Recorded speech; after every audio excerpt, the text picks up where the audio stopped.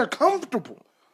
No. I'm so confused by that. Bro, like, why do y'all care so much if white people is uncomfortable for 12 minutes during the Super Bowl because they gotta watch us rap?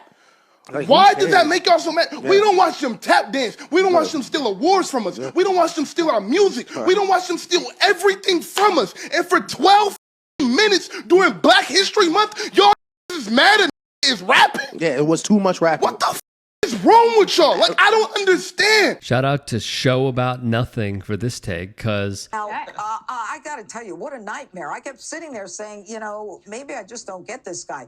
Then I find out there's this subplot, there's this drama with Drake, and, you know, he can do a concert, this guy, Kendrick Lamar, and he won all these Grammys. But, you know, we had Usher, we had The Weeknd, we had Beyonce, we had Rihanna. I mean, we had performers. I don't know what the hell this guy was doing, but I didn't get it. Seeing drunken idiots like this on conservative media and how they drive the conversation after Kendrick Lamar's Super Bowl halftime performance was gross. And for a league so obsessed with diversity as the NFL is, maybe you noticed last night's halftime show was the first ever that we can recall that was fully monochromatic as far as race.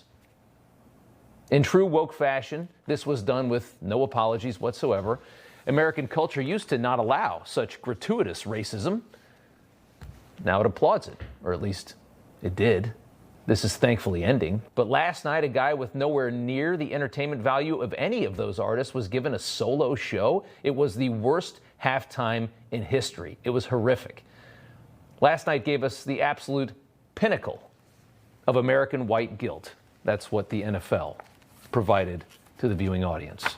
A league controlled by spineless men, all walking on eggshells, performing suicidal levels of corporate capitulation to the woke mob. Including Rob Schmidt, a doofus at pro-Trump outlet Newsmax, who had another asinine take. And this be the issue with Drake fans thinking that Drake is rap music. Drake is Drake. Thank you. Drake is not rap music. Drake is not culture. That is Kendrick's problem.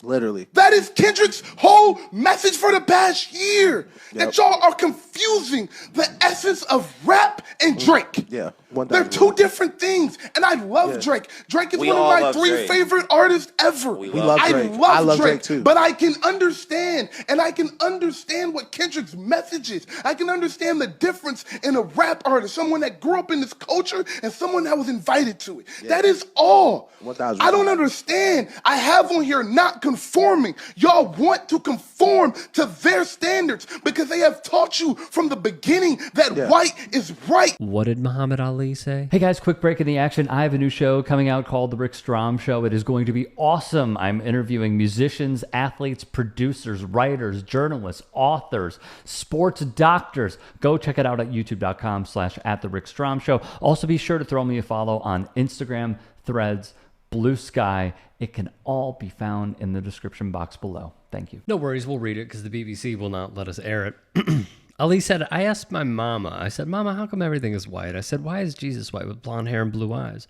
Why is the Lord's Supper all white men? Angels are white, Pope Mary, and even the angels. I said, Mother, when we die, do we go to heaven? She said, naturally we go to heaven. I said, what happened to all the black angels when they took the pictures? In the sit-down, which aired in 1971, he continues on, and the angel food cake was the white cake, and the devil food cake was the chocolate cake. I always wondered. And the president lived in the White House, and Mary had a little lamb, his feet as white as snow, and Snow White, and everything was white. Santa Claus was white, and everything bad was black. Lastly, from Ali, the little ugly duckling was a black duck, and the black cat was the bad luck. And if I threaten you, I'm going to blackmail you. I said, Mama, why don't they call it white mail? They lie too.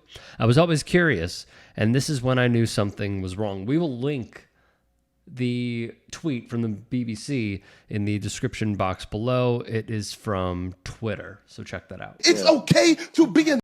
They have taught y'all through media, through consumerism, through presidency, through all of this that white is right, and you have been conformed and been taught to believe that since you was a kid. And this gets on the stage in front of the biggest audience in TV. And gets on there and raps and invites us to the culture. And the first thing y'all said is, that wasn't fun enough? Yeah. What the f is wrong with y'all? Too much rap. It was the first rapper ever to perform the halftime. Too much rapping. It was the first rapper to ever perform at halftime, and y'all complaint is he rapped too much. What I'd like to do is show you one more video. And it shows the impact that this Super Bowl halftime performance had and how it serves as a reminder for some who have seen a lot in their day. Since had my memory refreshed, and it was something that the federal government promised enslaved people that they would get, and it would help them get a head start. But as with many promises given to Native Americans, they didn't come through. And I never really equated 40 acres and a mule, because it was not something that really ever touched my life. But in thinking about it this morning, I never really equated it with something else that was very important to American life, which was the Homestead Act. Freelance writer Helen Cassidy Page had her memory jogged after Kendrick's halftime show and posted this. And so they offered 160 acres free and clear to people who would farm the land, ranch the land. I guess it was really only good for farming, but they would give free and clear 160 acres to people, and they had mapped out a huge swath of prairie land. And it was white people who took that land, and that's how a lot of our Midwest cities came into being. And they didn't rescind that promise. They gave 160 acres to people free and clear, and all they had to do was stake it out. And this may be apocryphal, but I seem to remember in class hearing how there was a date and they had people lining up and they set off a bell and you could just go and stake out your plot of land and it was yours and you could farm it. And that was the beginning of generational wealth for a lot of white people. A lot of these people came from Germany and Middle European countries, and they got a stake in this country. And here we have enslaved people who were brought over against their will and finally released from bondage and promised for their servitude they would be given 40 acres and a mule, and they got nothing.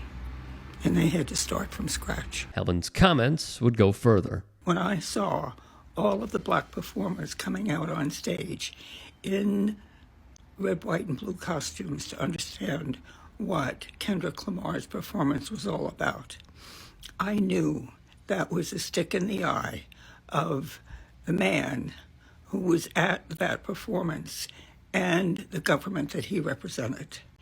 And although I didn't understand the performance, the ins and outs of the performance, I knew what Kendrick Lamar was getting at. And it had my support because I've been on this earth a long time. And I know there is a lot wrong with this country. There is a lot wrong with the racial attitudes and the racial divisions in this country. And I knew that that's what Kendrick Lamar was getting at. And it had my support. I have learned a lot about the specifics of his performance, and I'd like to know a lot more about it. But anybody who says, oh, I didn't get it, open your eyes. Open your eyes to what's not only what's going on now, but what's been going on for 400 years. If you can and are willing, please become a paid member here at TYT Sports. And or go to tyt.com/join. In addition, you can follow me on Twitter, Instagram, and TikTok. Appreciate it. Have a great day.